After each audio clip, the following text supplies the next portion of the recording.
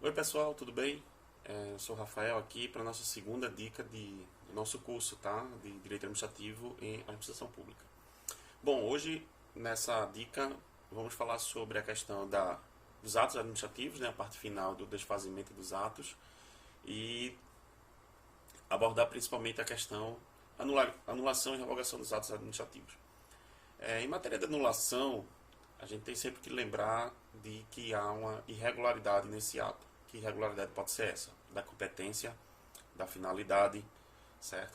Principalmente esses dois temas. E, obviamente, de uma ilegalidade, né? Um ato administrativo ele tem sempre que cumprir a lei. É o que está estabelecido pelo princípio da legalidade do artigo 37 da Constituição. Então, para a administração pública, ela só pode agir de acordo com a lei. Então, ele não pode, por exemplo, editar um decreto. O chefe do executivo não pode editar um decreto que seja contrário à legislação. Ele não pode editar um decreto regulamentar que vá regulamentar, obviamente, uma lei ordinária e esse decreto ir de encontro com a lei ou criar uma obrigação que a lei não prevê, certo? Isso acontece bastante. Na tentativa de regulamentar a legislação, o chefe do executivo vai e, então, exige obrigações do administrado que a lei não prevê. E, obviamente, o princípio da legalidade tanto vale para a administração pública no sentido de que ela só pode fazer aquilo que a lei determina, e para o cidadão comum, ele só é obrigado a fazer o que a lei determina, certo? Então, um decreto que tem a natureza de um ato administrativo não pode criar obrigações para o administrado, ok? A revogação dos atos administrativos é uma questão de discricionariedade, né? A administração pública ela pode, sempre que for conveniente, questões de conveniência, né, e oportunidade, ela rever o ato administrativo. No momento que ela não tenha mais interesse em determinado ato, ela pode rever e revogar seu ato. Tá? Agora, um tema muito interessante é sobre a convalidação. Eu quero abordar aqui um tema que foi objeto do recurso extraordinário número 608.482 do STF.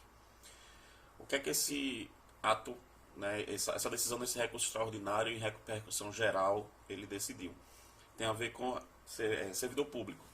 Um servidor público que conseguiu entrar no serviço público, né, uma pessoa que prestou concurso público, foi eliminada do concurso e por meio de uma liminar ingressou no serviço público. Se essa liminar cair depois de 5, 10 anos, não importa, ele tem que ser efetivamente retirado do serviço público, certo? Aquela decisão precária, que é uma decisão liminar na justiça, ela não pode se submeter à teoria chamada teoria do fato consumado, né? Que pela decorrência do tempo deveria então esse ato permanecer válido e aquela pessoa teve uma liminar, passou muitos anos para ser julgado o mérito da decisão judicial e por causa disso ela tem que ficar no serviço público. Não, o Supremo Tribunal Federal decidiu que a partir do momento que a pessoa perdeu o processo no mérito, ela tem que ser retirada do serviço público, ela perde o cargo público dela. Tá?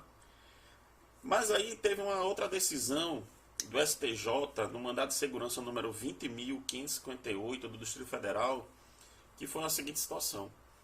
Uma servidora, auditora fiscal do trabalho, ela ingressou no serviço público, né, e conseguiu assumir o cargo por meio de uma liminar e trabalhou durante um grande período de tempo e chegou a se aposentar. Então, quando ela se aposentou, após ela se aposentar, foi o mérito do seu processo foi julgado e ela perdeu o mérito. E aí veio a discussão. Ela estava no cargo, o processo demorou muito tempo, ela contribuiu para se aposentar e se aposentou. E aí? Qual a situação? Ela vai perder o cargo e perder a aposentadoria ou convalidar todos os atos que ela fez, convalidar obviamente a contribuição, porque o regime previdenciário é um regime de contribuição, e garantir a ela a aposentadoria. Foi assim que o Superior Tribunal de Justiça, nesse mandado de segurança, decidiu. Bom, se ela contribuiu e se aposentou no cargo, não se pode cassar a aposentadoria dela. Tá? Obviamente, ela perdeu o processo no mérito a respeito do cargo dela, mas ela não pode perder a aposentadoria. ela contribuiu, certo? São essas decisões bem interessantes. Esse servidor que, por exemplo, tenha ficado no cargo por meio de liminar e praticou atos administrativos, obviamente esses atos vão ser vários de ilegalidade. Não é o fato de que depois ele perca o cargo dele, que tudo que ele praticou vai ter que ser anulado, senão vira um verdadeiro caos. Né? Então, ele estando naquele momento, de acordo com a legislação, de acordo com a decisão judicial, exercendo o cargo público, aquele ato que ele praticou permanece válido sem problema nenhum. Ok? Bom, vamos falar sobre o poder de polícia, né?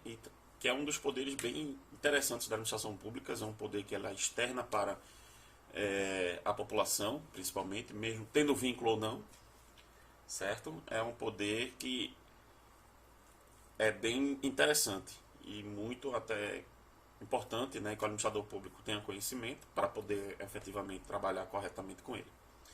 Primeira coisa, que o poder de polícia, obviamente, decorre do princípio da legalidade. Então, não pode haver poder de polícia sem que haja uma lei autorizando a administração pública a atuar dessa forma. Outra característica do poder de polícia é que ele é oriundo da supremacia do interesse público sobre o interesse particular. E outra característica dele é que ele tem uma característica de ser um poder negativo. Ele impõe uma obrigação de não fazer para o administrado. Tá? Mas uma grande discussão é, quando as pessoas ouvem o termo polícia, todo mundo lembra logo da polícia militar, polícia civil. Mas não é desse tipo de polícia que estamos falando. Né? Esse é o tipo de polícia judiciária, certo? Vinculada ao poder judiciário. Né, que vai servir tanto para uma questão, no caso do poder executivo, a polícia militar, que serve para o policiamento ostensivo e, de certa forma, a prevenção, né, de crimes ou prisões em flagrantes. A polícia civil, a polícia judiciária, ela é vinculada ao poder executivo, mas tem uma ligação direta com o poder judiciário, porque ela tem a natureza de investigação dos crimes. Certo? Mas uma diferença delas, vamos lá, primeira diferença.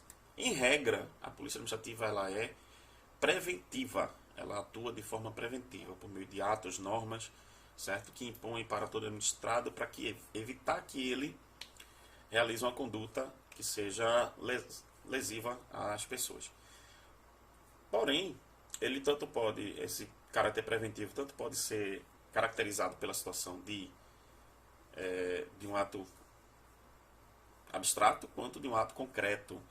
Por exemplo, a vigilância sanitária, que é um órgão, né, que tem poder de polícia, pode autuar um estabelecimento dando a ele um prazo para regularizar a situação. Caso esse prazo não ocorra, aí vem o ato do poder repressivo daquela polícia administrativa. E aí ele pode lavrar então aquela multa naquele estabelecimento, fechar o estabelecimento, entre outras medidas. A polícia administrativa também tem uma característica da discricionariedade, né? Apesar que pode ser também vinculada. Né? Ela pode não ter possibilidade de escolher, de atuar ou não. Mas ela tem uma característica da discricionariedade. A polícia judiciária não.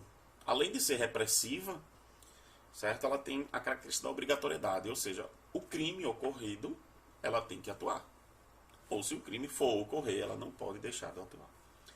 Certo? A polícia administrativa também tem uma característica de coercibilidade. Ela pode sim coagir o administrado a praticar determinado ato sem pedir autorização ao Poder Judiciário. A polícia judiciária ela só pode efetivamente coagir o cidadão se ele for pego em flagrante delito. Nas outras situações, tem que haver autorização judicial. Tá? Então, ainda nesse sentido, o poder de polícia tem a característica da necessidade para que efetivamente ele exista e possa atuar. Ele pode ser exercido por qualquer órgão da administração pública ou também alguma entidade da administração pública, como o caso de uma autarquia, de uma fundação. Mas tem que estar previsto em lei essa atuação dele, os limites dessa atuação, né? E quais são efetivamente as medidas que ele pode tomar ou não. Eu estendi um pouco, porque a aula realmente, na verdade, tem margem para muito tempo. Mas o poder de polícia é muito interessante e o administrador público ele atua bastante com essa questão dos atos administrativos, principalmente na sua atuação